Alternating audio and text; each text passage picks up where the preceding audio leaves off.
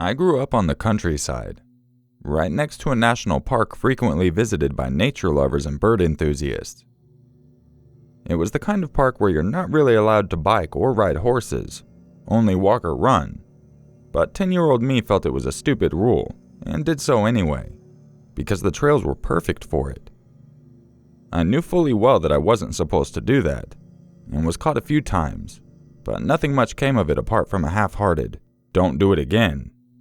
And I did, of course, until one day something frightening happened that made me stop. My family were horse breeders, and I would often take one of the horses for a ride, usually in the Forbidden Park. This day, very early morning, the first day of the summer holiday, it was beautiful outdoors, misty and foggy, yet a sky that promised a sunny day ahead. Since it was so early, before 6 o'clock, I knew there wouldn't be anyone on the trail to see me, so I let the horse set off at full speed along the trail. I only slowed down on the part of the trail that got steep on one side, leading down to the river, because the thought of one step too close to the edge was too much even for a kid with next to non-existent risk assessment skills. Suddenly, the horse came to a halt and refused to take another step. I grew up with horses all my life, and I knew that usually indicates that you need to investigate. Is there something wrong with the hoofs, or did the horse spot something that spooked it? The hoofs were fine, but the horse didn't move an inch. That's when I saw it. Someone had set up a trap, a thin metal wire across the trail, at perfect neck height for an adult. I stopped and looked around, but didn't see anyone. The wire was well attached to 2 trees, and impossible for me to remove, so I led the horse around it, and to do so, I had to walk a bit up into the wooded area on the side of the trail. That is when I heard the singing. There's a song called Hej Tom Tagabar, and it was to that melody, but the lyrics were different, and sung in a muffled, sniggering voice. Today I only remember parts of it, but translated it would have been something like, "Hey all you runners, come here passing, let the lifeblood pour out." I, as silently as I could, with my heart in my throat, backed away, got up on the horse, and hurried back the way I came as fast as I could. I knew I had to tell someone about it, but at the same time wanted to avoid admitting to riding a huge and very forbidden horse on those protected trails. So now I had a problem. The old stories about a mad old man living in the shed in the woods, a shed that was once a cottage for local hunters, came back to me as I hung onto the horse for dear life. I got home and told my brother what had happened, and he went back there with me in tow. We found the wire trap, and after a while of searching, we also found a spear-like pole in the ground, right on the spot where you'd land if you came running and jumped over the fallen tree on the trail. That's when we called the police. The area was searched, and several similar traps found, but no sight of the old man. The following summer, though, there was big news in the local papers about spear-like poles being found right under the water surface, directly under that little tower you're supposed to dive from at the lake. And black garbage bags filled with rocks were found on a narrow bridge crossing the river, so that if a car would have hit it, it would have gone off the road and into the water.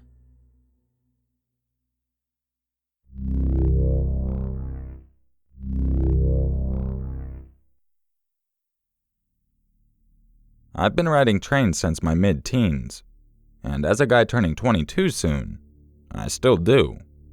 Just more refined. I assure you that this actually happened, and haunts me still.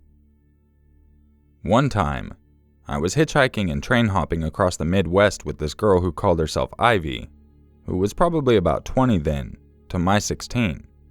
But I had more experience than her, and she was basically my road dog when it came to experience. I had a huge crush on Ivy though. She was dirty obviously, but something about that grease all over your face, and a smile, just makes life better. This particular night, I was in the corner of the train. You need to keep 3 points of contact or you get thrown out, and she asked if she could sleep by me. I said sure, but she came over slowly and laid down between my legs and put her head on my chest. So, as a 16-year-old, I was pretty excited.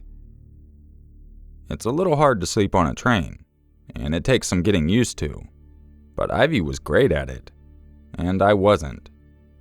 I did sleep that night though, with my arm around Ivy to keep her from getting launched. A total bonus either way. That night I woke up twice. Once because we passed somewhere with lights, and another because I heard a loud thud. That one really woke me up. I noticed we were stopped, and I quickly put my black tarp over us. Not that it would have done any good since whoever was making the noise was right outside. There was an older guy with a tan button-up shirt, baseball cap, and blue jeans, and a younger guy wearing red flannel and blue jeans. They muttered for a bit, and then left. I didn't move the tarp for over an hour, since we were stopped and they could be checking cars. But when we started moving again, Ivy had been awake for a bit, and I took it off. On the other side of the car was a fucking dead body. And he wasn't just dead. He was naked and cut to shreds. Ivy screamed, and I threw up a bit. All over his chest were open wounds, huge and deep. Some of the blood was still wet and coming out. Whoever he was young with short brown hair, probably in his early 20s. That is when things got even more gross. The train went up an incline, and the limp body started slipping towards us, tracking blood trails on the floor as it came closer. Ivy screamed, and I told her to try and kick him out towards the door. When he got to us, we tried our best to get him to that damn door, and it was disgusting. The friction was causing his cuts to bleed again, and bits of flesh were coming off since he was on his stomach. After a minute of trying, count to 60 seconds. That's long, especially when you're kicking a dead body out of a train car. And we finally got him out. I don't even want to see what happened to him after he fell out of the train all limp like that. So many disfigurements and exposed broken bones. And Ivy just grabbed me and cried. When we stopped at the top, we just ran into the night trying to get away from what just happened to us. I had to hitchhike Ivy back to her home because she could never do this again. I kept riding trains and have plenty of stories, but it was too much for her. We still keep in touch to this day. I went online to try and investigate what the hell happened to us a few weeks later. It turns out that there was a murder in a town close to there by a father and a son, while we were at the junction waiting for the tracks to turn our way. Apparently, this happens to almost every train that comes through, and they threw the body inside to try to get it away from them, I guess. I don't know why they chose the cart with us in it. Maybe to frame us, or maybe they didn't see us. The guy's body was found, and we didn't have to give ourselves in, although we damn near almost did. Ivy hasn't ridden trains, or done much road life since. I can't blame her. That's only one of my stories, though. I have plenty more. Not necessarily involving death, but really, this happened to me, and it fucking terrifies me to this day.